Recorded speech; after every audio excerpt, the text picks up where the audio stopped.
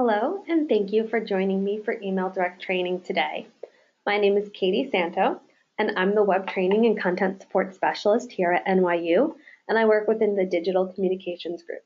So for those of you who don't know, Digital Communications, or Digicom, we're the group that provides support and service for services like Email Direct, the Web Content Management System, Lyris, and the Events Calendar. And I'm responsible for all that training, and I'm happy to offer training for Email Direct with everyone today.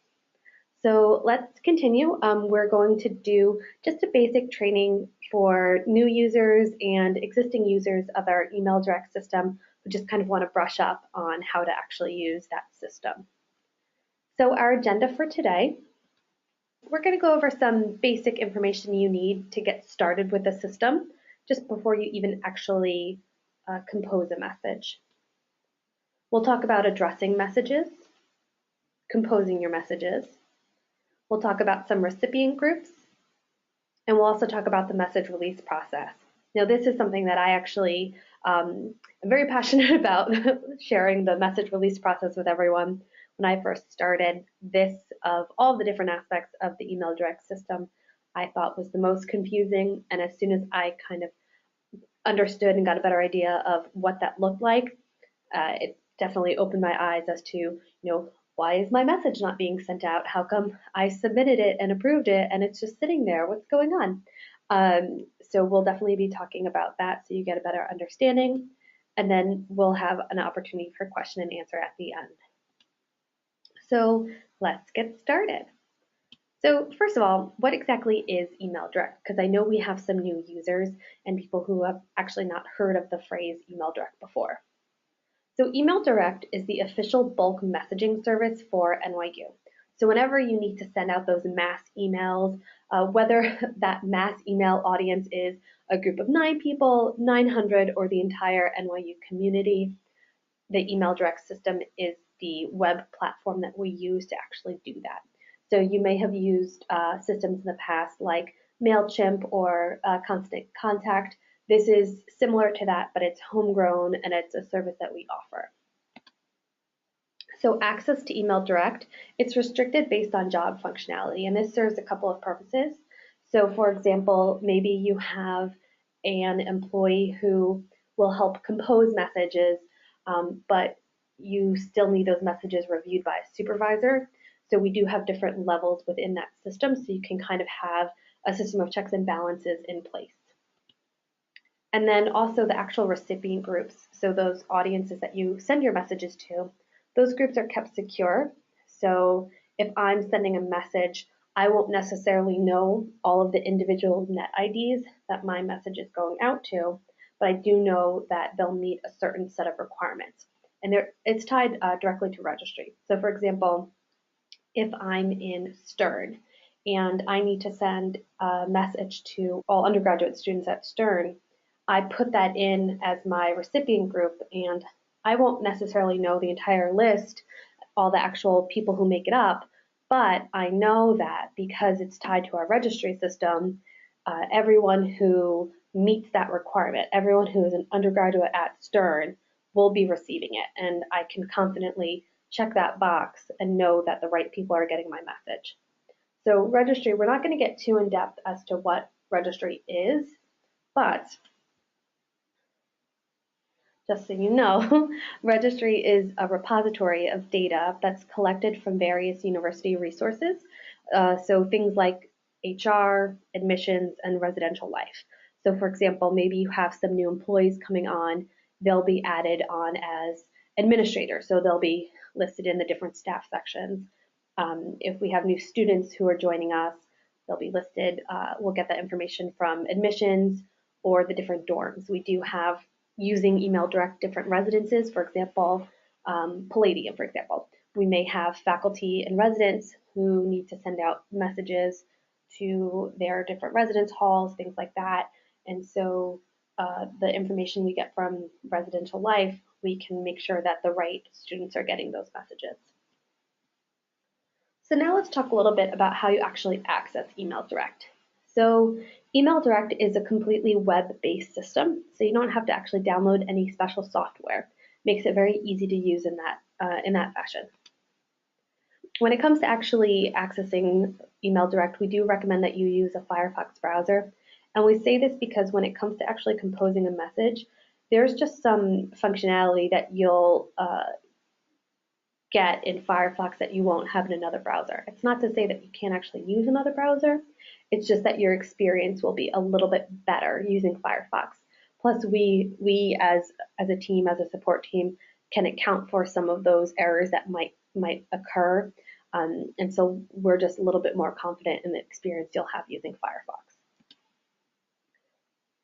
The link for accessing email direct, the easiest way to access it is through this particular URL because it's easy to remember, nyu.edu/it/email direct. So this is the URL I recommend to everyone just because it's easy for me to rattle off. It's very easy to remember. But if you do want the direct URL, it is listed here. As you can see, it's a little bit more tech jargony. Each part of that URL serves a specific purpose. But either link will work. If you follow that nyu.edu/it/email direct URL, you will not only have a login button, but you also get some service articles in addition to some policies related to the service, which is why that is my preferred link to share with everyone.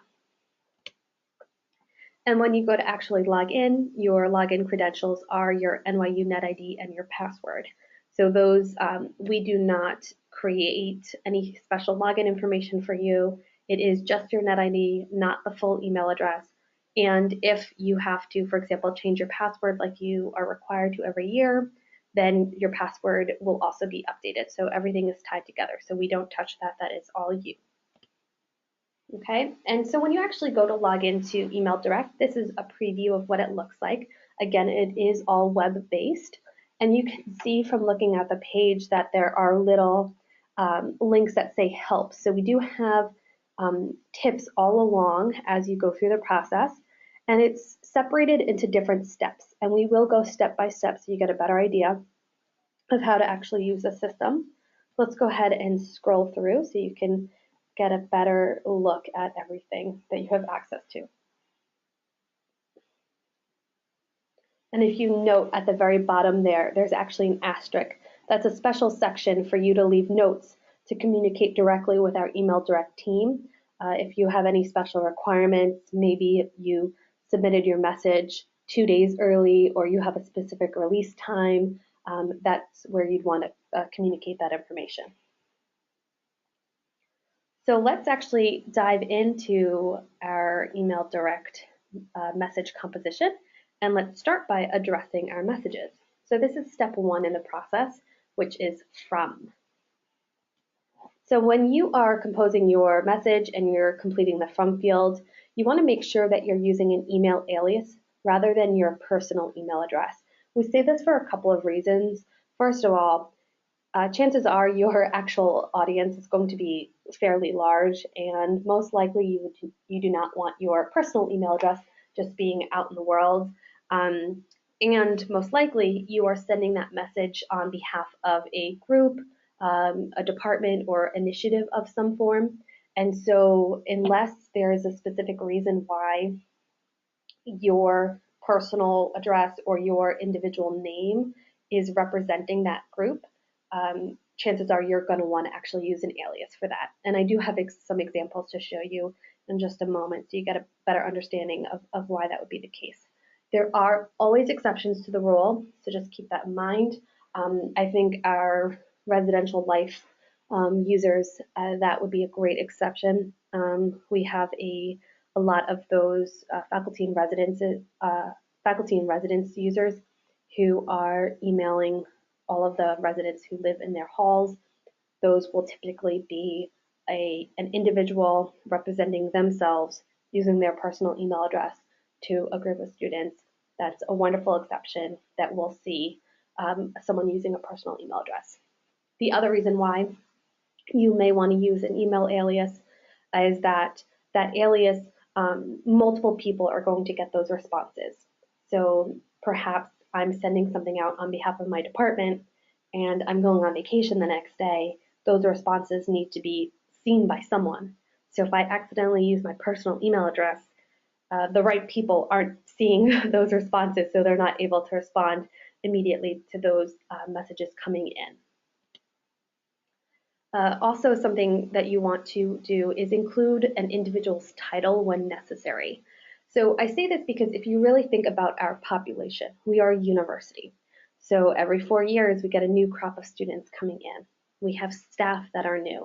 If you think about when you first started, there's a lot of acronyms here. There's a lot of people that we don't know. We have staff transition. We have very high-level staff transition. If you just came on to NYU and just started working yesterday, you may not know who Andy Hamilton is. You may not know who John Sexton is and his role within the university. So it's important that when you're sending out a message, you include the title.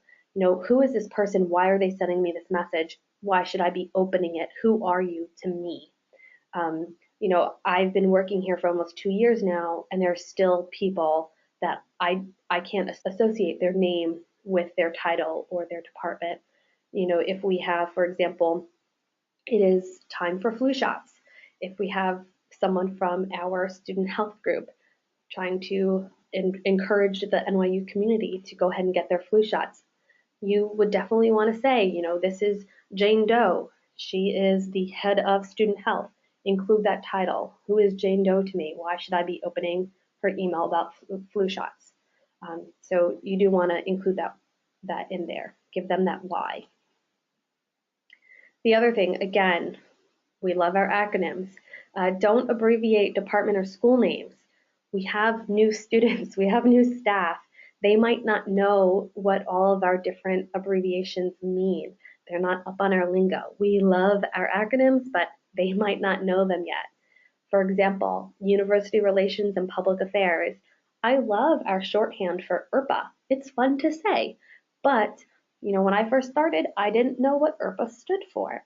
So write that out if that's going to be in your from when you're addressing that message. Now, again, always exceptions to the rule, because as we'll see in just a moment, when you put a comma in the from field, the comma does not actually render when you send a message. So any department that has commas in their official title or a group name that has commas, CSALS is a great example for this, and that is an acronym that I use because I don't always remember the full title, but that's a great example where there's commas in it, and it won't make sense if you take out the commas. So again, always exceptions. And if you need to, kind of think about different creative ways where you can present that. So just keep that in mind. If you can avoid it, don't abbreviate any department or school name. Okay, so let's go ahead and take a look at some examples. So the from email address we have here is office.president, which is the alias for our president at NYU, and the name of organization or person sending message in this case is NYU President Andrew Hamilton. You notice how we do not have a comma here because a comma would not actually come through when we send this message. Now, office.president at nyu.edu, that's actually an alias. It goes to more than one person. Andy Hamilton is not the only person that receives his emails. He does have a team of people working for him and with him, and so they all need to be on the receiving end of those emails. Continuing on, we have registrar at nyu.edu and the full name, Office of the University Registrar. You probably don't want an email just coming from registrar. You kind of want to know what is this office. It's more official. Why am I opening this? Again, registrar is an alias. It goes to, if I'm not mistaken, about 7 people, and they'll all get those messages if you respond. Okay, and here's an example of an initiative or an event. So university.events at nyu.edu, they are a part of the University Relations and Public Affairs team, and so that's just one branch of that. And recently, for Andrew Hamilton's inauguration, they sent out several messages related to, his celebration week. So this is a great example of, a group sending out emails on behalf of an initiative. So we have this happen sometimes. So NYU Inauguration Celebration Week, and again, all of those responses will go to that department or group responsible for that initiative. So those are some good examples. And I don't like calling out departments or teams or anyone who sometimes don't do things correctly because I don't think it's fair to them. I don't like picking on anyone, but I don't mind picking on fictional characters, and I'm a huge Game of Thrones nerd, so we're going to go ahead and pick on Jon Snow. So our good friend Jon Snow, he needs people to go ahead and work on the wall. So he's trying to recruit new members. So he's going to go ahead and send out a message. So he sends out his message, and he's using his personal email address, john.snow@knightswatch.org, and just his name. Now, if you know anything about the Game of Thrones world, like I do, maybe a little too much, you'll know that not everyone in that world knows who leads the Night's Watch. So, just having his personal email address there and just having his name is probably not the best idea. First of all, again, he is actually Lord Commander of the Night's Watch, and he probably wants his steward, his assistant, to also be getting these messages. So let's go ahead and take a look at some examples of how he might change this.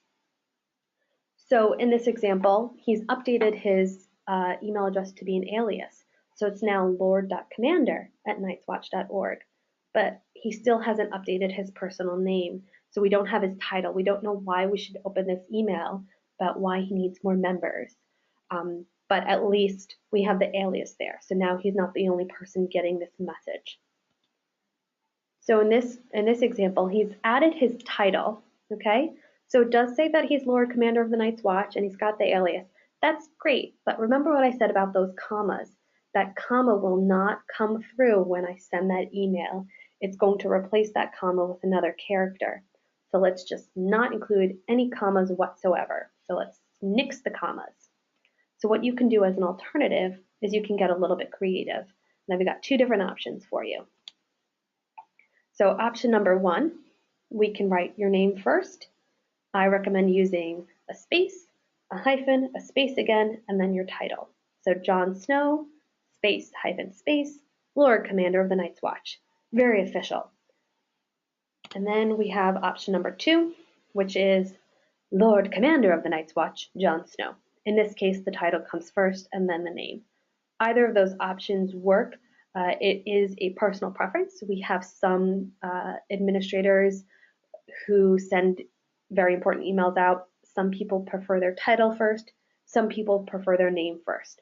Those last two options are stylistically the way we would recommend those messages get sent out.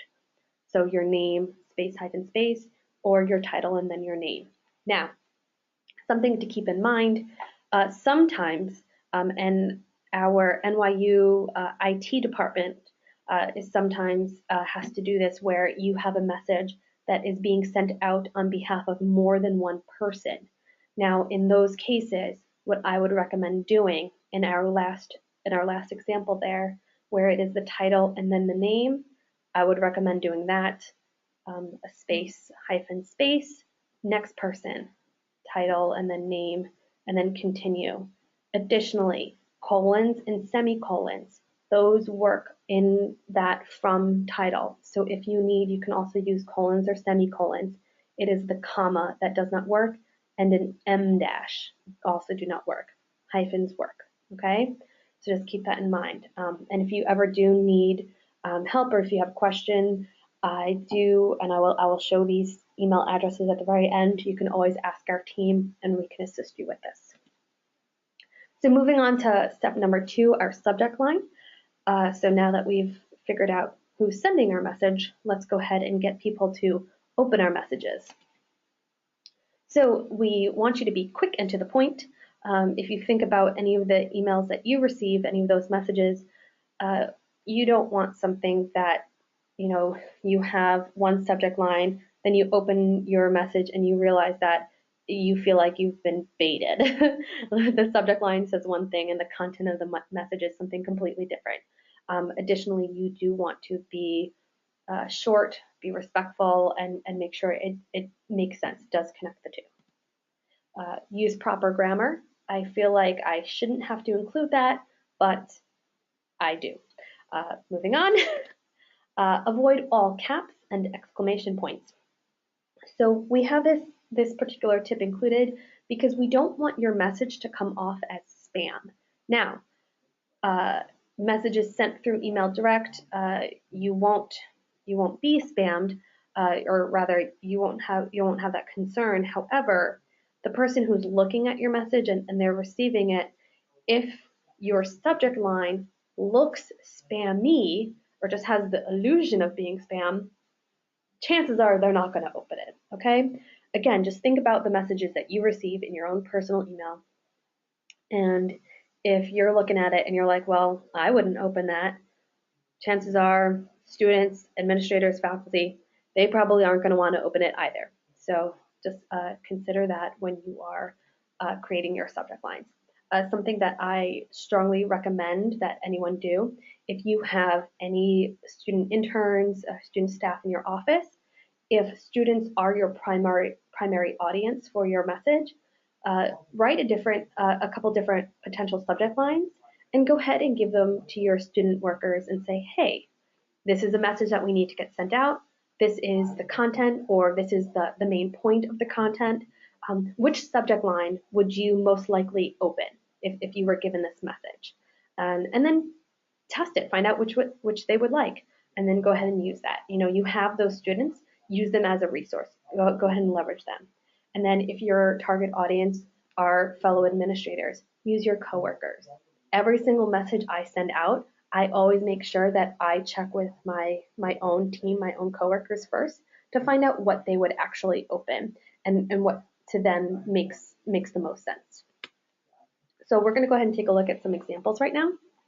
So in the first subject line, new internships available for Stern students. We can see here, I'm going to go ahead and assume that this is Stern sending this message to Stern students, and I'm going to say I'm a Stern student and I totally want an internship, so I'm going to open this email.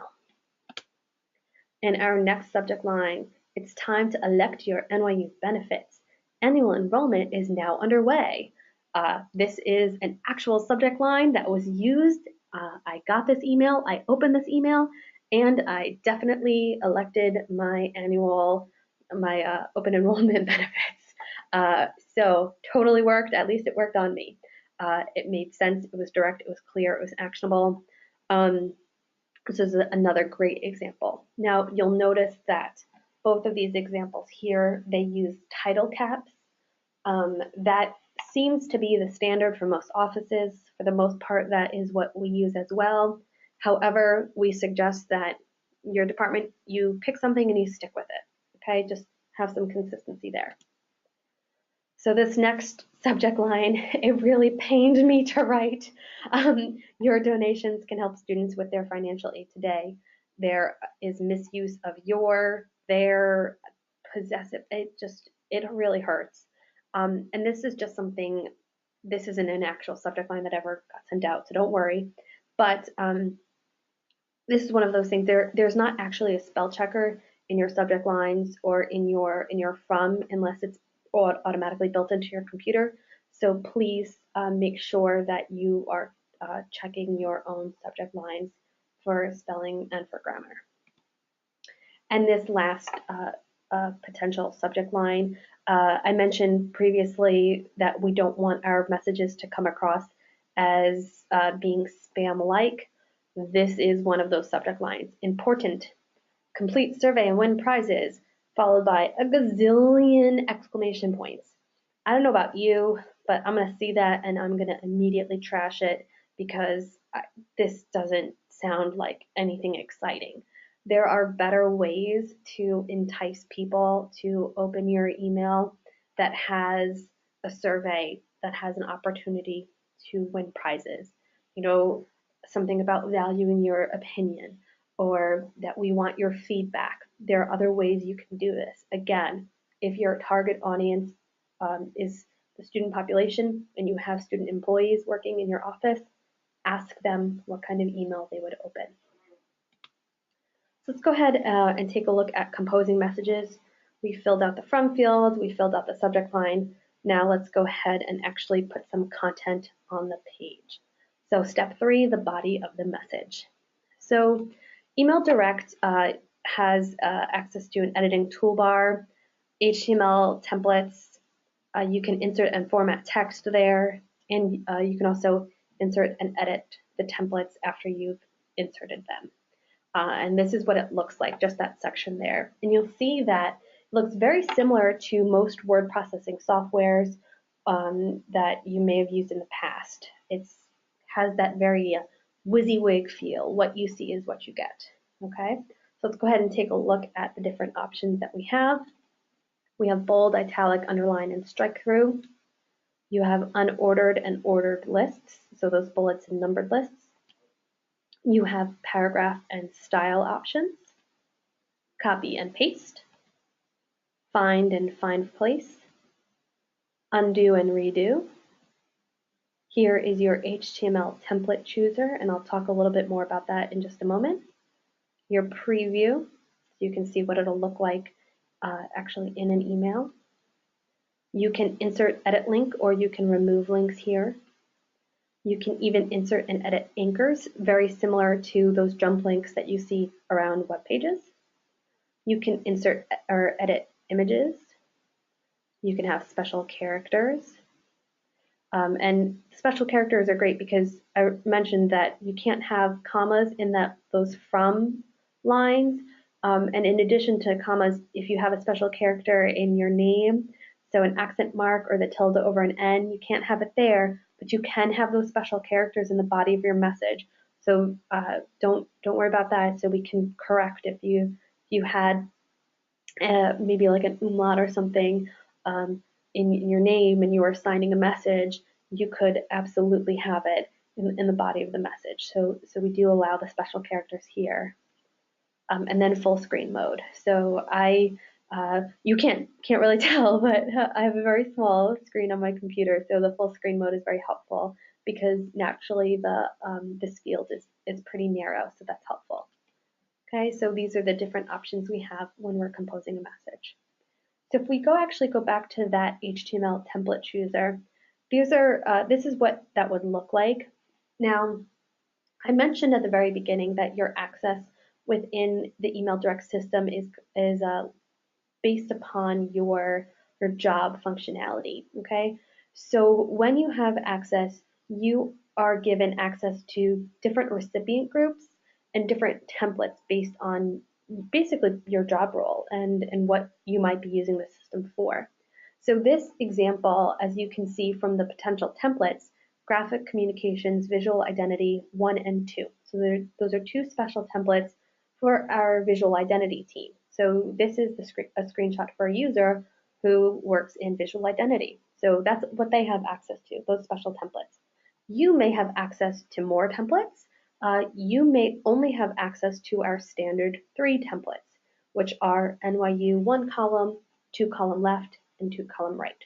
So everyone has access to those last 3 templates, but you, within your role, you may see additional templates as well. Okay, so we would go ahead and select the template we like, and we'll get a preview of that template there right in our screen, and we'll go ahead and hit the insert button to include it. And then once we do that, the template gets inserted within the actual body of our message, and we can continue to edit it. So what we're going to do now is we're actually going to go ahead and edit an actual message. So to do that, we're going to go into Firefox, and I'm going to go ahead and log in with my NetID and password. Okay, so just so you know, when I log in and I access my HTML template chooser, because I am an admin, I do see every template ever created or even thought about being created. So don't get jealous. This is just because of the role that I have and the team that I'm on. So I'm going to go ahead and just select NYU 1 column, which is just the standard template that we have. and insert that. And again, because my screen is so small, I'm just going to go ahead and I'm going to go into full screen mode. Okay, so I am currently working in a Firefox browser, and I mentioned that this is what we recommend for all users. And I will tell you right now why we recommend it. So after we insert the template, we can see that there is some filler text here that is just ready for you to go ahead and edit. So if I were to triple click, so 1, 2, 3, in Firefox, the text gets highlighted and I can insert a new header here. If I were in any other browser, so if I were in Chrome, if I were in Safari, or if I were still using Internet Explorer, I don't know who's still using that, but if I were using any other browser, what would happen is that instead of highlighting just the text, that highlight would continue on throughout, and the line below would actually end up coming up a line, and it would mess with the formatting. So we don't want that to happen. So for ease of use, go ahead and use Firefox. What also is really helpful for you as an author, if you're using a bulleted list or if you're using a numbered list and you have to add another. So we've got a new bullet option, another bullet. Oops, let's go ahead and spell that correctly. Another bullet. Okay, and now I've hit enter, and oops, I actually didn't want this list to continue. I can just hit enter again, and I can start my new paragraph immediately without needing to fix my formatting. If I were using any other browser and I hit enter and I was just left with this hanging bullet, I would actually need to manually go up and remove the bullet formatting before I started to type again, okay? So again, this is just to make it easier for you as an author. Go ahead and use Firefox. It'll just be a more friendly experience, okay? So let's go ahead and just talk about this image that we have over here. This is the standard image that just comes with the template. Trust me, you don't have to use it because I see this guy every time I do training for Email Direct, and he and I just have a long history. So I want to go ahead and change this image. So what you're going to go ahead and do is you click once on it, and you can see that it's highlighted here by these little squares. And I go up to the top and I select that image icon, and I'm given an option here, and it asks me some questions. It wants to know the image URL for my image, and it wants my image description, okay? So when you're going to insert an image into an email direct template to send out, that image needs to live somewhere. And basically what that means is that that image needs a URL, okay? So it needs to be hosted on a website or a web server somewhere. Now, for any of our email direct users who also have pages in our central CMS system, so if you're in an administrative unit, something like that, you can have an image that is activated on the CMS, and you can share that URL there. However, what you can also use, and what might actually be easier, is we have a free service through NYU IT called NYU Box. That is probably going to be much easier to do, and I will also make sure that everyone has those instructions available on how to upload those images and get the URL. And you would just paste that right in here, and you'll see the image will populate in that preview. One thing you do want to make sure is that this part right here, this which is called the protocol, you do want to make sure that that protocol is there, because if it's not, you get a broken image icon. So you do want to make sure that you have the protocol in the actual URL. That way you have the image there. Now this next option here, image description. For those of you who've ever worked on a web page, this may be more familiar to you as alternative text. So this is something that screen reading software will use for our users, our readers who are visually impaired. So you just want to make sure that you do have something in here that can assist users in getting a better idea of what is this picture, why is it in here. Now something to keep in mind for that is some screen reading software will stop at about 160 characters. So I suggest, think of it like a tweet, 140 characters or less. That way you know you're good. Just because you have that many doesn't mean you have to use them all. And if for some reason, and I do not suggest doing this, but if for some reason you have text that is in your image, again, I do not recommend doing this, but if you have text that's in your image and it is important content, please put that text in the image description. That way anyone using screen reading software is able to get that same important information that our non-visually impaired readers are able to get as well. Now, if we go to our Appearance tab, I want to call out two things, which is dimensions and constrained proportions. So constrained proportions is automatically checked, and then we have dimensions here. So if you want to make your image a little bit smaller or a little bit bigger, this is where we can do it. Everything is set to pixels. You don't necessarily need to know what a pixel is in order to resize it. So I'm going to go ahead and hit cancel just so you can get a better idea. So this image is 300 pixels by 300 pixels. And if I click and drag on the corner of the image, we can see in a gray box that it's actually going to tell me how big the image is in pixels, and then it's going to tell me what the difference is, if it's getting smaller or bigger. So you can do that right here, actually in the template, or you can go back to your image options here in the Appearance tab. You can just highlight, and as long as that constrained proportions option is checked, and it should be checked by default, you can just type in a number and it'll automatically keep the proportions the same, and you can resize your image, okay? All right, so I'm going to go ahead and before I move on to talk about recipient groups, just one other thing about inserting text, and that is in email direct, there is no ability to save a message and come back to it later. So if you are working on a message, you do just need to keep it open in your browser window.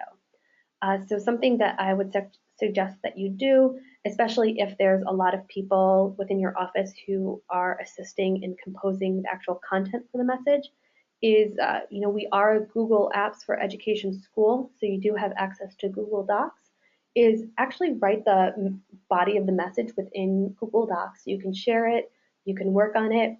If you don't want someone to be able to change the content, go ahead and just give them view-only privileges. But that way you have the actual content saved somewhere. And then you can go ahead and paste it into the body of the message later. Now, when it comes to pasting, you do want to be very careful and make sure that you strip the formatting, okay? And we strip the formatting because, something that makes text bold, or that applies, this header here, or that applies the bulleted list, something that that does that here in email direct, it might not be the same formatting options in Microsoft Word or in a Google Docs spreadsheet or in an HTML email, and it may cause some display differences. For example, if you've ever seen those messages with a black diamond with a question mark in it, those are the kind of things that we don't actually want to happen. So I would suggest, if you're using a Mac or a PC, there's an option called Text Wrangler. You can just paste your text into that real quick. It'll strip the formatting out. That's free. If you're also using a Mac, you can use Text Edit and just select the option to view as plain text. And if you are using a PC, I believe it is Notepad that you want to be using, okay? And you can also go to Help on here, and there should be some additional instructions that you can go to, and they'll be able to help out with that. Okay, so let's go ahead and now let's talk about recipient groups. So recipient groups. So we're not going to talk really too much about how they get created, but let's go ahead and talk about kind of how we select them. So recipient groups, they are auto-populated through registry, and they cannot be viewed by email direct users. So I mentioned my example before. If I'm sending an email to Stern undergraduate students, I won't necessarily know the individual students, their net IDs who are included, but when I select that option, I know that anyone who meets that requirement, who is a Stern undergraduate student, they're going to be included. So the beauty of the registry system is that it's constantly being updated.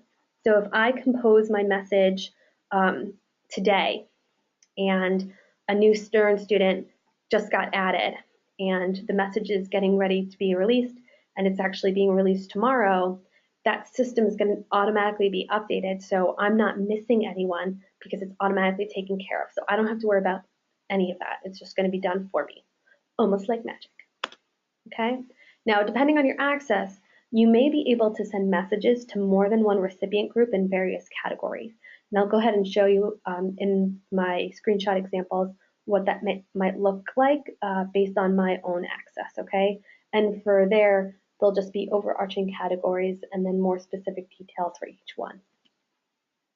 And then you can, in fact, add additional recipients, either individually or in bulk. So maybe you just need to add some team members within your own team onto the actual message, or maybe there's just like a handful of people that you want to make sure get that message, but you can definitely add additional recipients. So let's go ahead and take a look at that. So this is an example of what my own access for recipient groups will look like, and you can see that there's different categories. So I have access to all users within Email Direct, and that's broken up into other categories. So Email Direct approvers, approvers and submitters, or just submitters. I can email the entire NYU community, and we see that under the NYU category. I can also email, we have the NYU staff category, and there's different groups within the NYU staff category. And then there's an NYU students category, okay? And we see how that's split up. If you're ever not sure which boxes you should check, you can reach out to the Email Direct team and we can assist you. We'll let you know which ones you should be checking. And again, I'll have that email address posted at the very end so you'll know who your best resources are. We'll be more than happy to help you out with that. Now, when we're looking at this, we can see that there's a link on the side that says how many recipients. So if you want to get a better idea of who might be getting your message, or is this actually the right group that I want to be sending this to, I can click on that and it'll give me an idea. So in this particular instance, there's about 500 people who would be getting my message about Email Direct for approvers and submitters. So great, that's absolutely who I want my message going to. So I would check that box. And then there's the option for additional email addresses. When we go to add additional email addresses, just make sure that each email address takes up its own line. So you can't do email address, comma, space, another email address. It does have to be separate lines.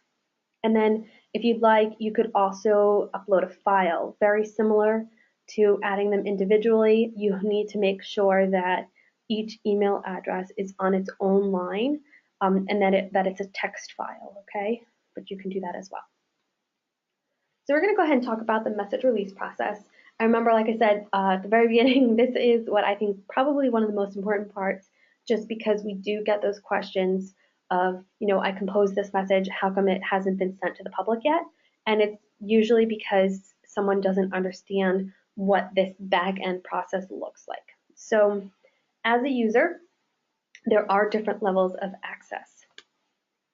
So you can be a submitter, and a submitter has the ability to compose and submit messages, okay?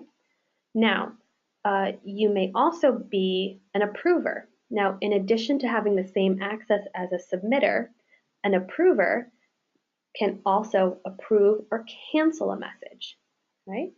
Now, we also have another level of access, and that is that of an administrator. Now, in addition to being able to submit and approve messages, administrators can also release or reject messages. Now, the administrators are those people on my team, and we're the ones who actually take your messages and release them to the general public, and we put those messages out into the wild for you, okay? So that's just an idea, a visual representation of the different levels of access that one may have in the Email Direct system. So now let's take another look at how that message life cycle looks like. So the submitter will compose a new message, so steps 1 through 4 that we just did. they'll click submit to finalize their message for approval. Now, if you're a submitter, if that's your only level of access, that is it. You are done. There's nothing else you can do.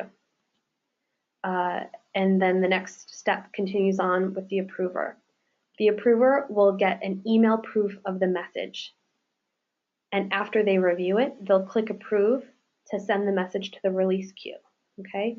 Now, the approver is the only one who gets an email proof.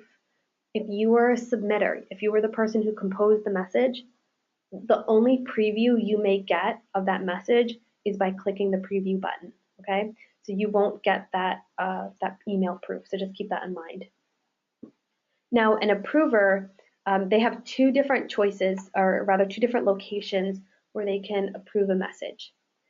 When they get an email proof, there's an approve button at the bottom of the email proof. Or if they were the person who actually submitted the message to begin with, there was also a link that they can follow immediately after they submitted the message, and there's a link at the bottom of the web proof. Now, after an approver approves the message, an administrator will receive a notice that there is a message that's waiting to be released.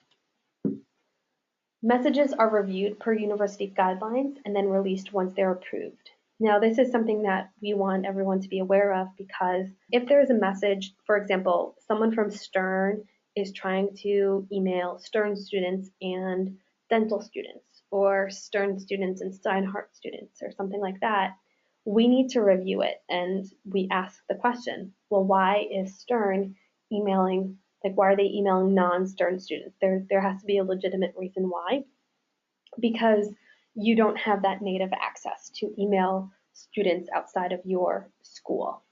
But if you are dental and you're emailing dental students, for the most part, you're good to go.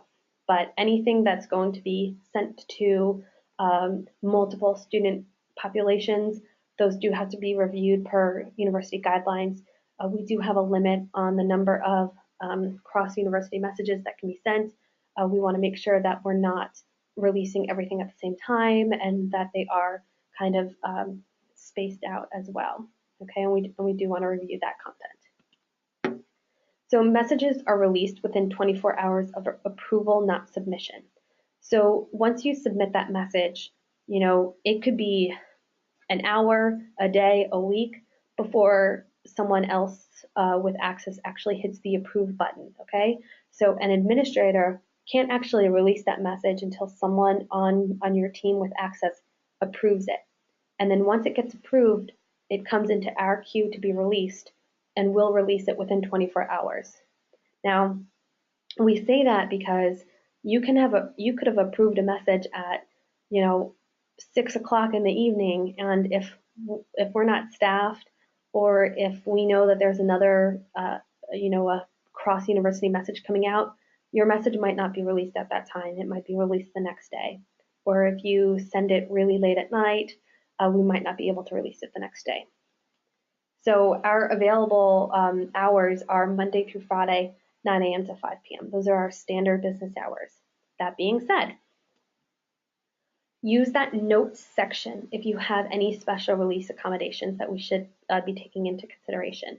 For example, if you need your message to be released at 9 a.m., you should be submitting it the day before or 2 days before. Don't submit it that morning and say, I need it released right now. We can't necessarily do that. So if you have a specific day and time a message needs to be released, you need to approve it the day before. Additionally, so weekend releases, this happens a lot with our residence halls. If you have a message that needs to go out on the Saturday, you need to submit it on the Friday. That way it's submitted and approved on the Friday. That way we know about it and we can release it on the Saturday. Use that notes section. It's the only way you can communicate with us directly and specifically about a specific message. Otherwise, we're going to see that a message has been approved and we're just going to release it, okay? So if we don't know that there's some special accommodation about a particular message, then we're just going to assume it's good to go, and send it within our set release times, okay? All right, and then after a message is actually released, an approver will get an email confirmation letting them know how many people actually received their messages. Now, for any questions, feel free to utilize these resources we have for you here.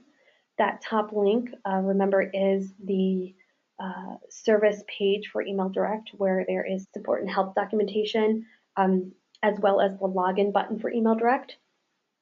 You can also go to Ask IT for some basic questions.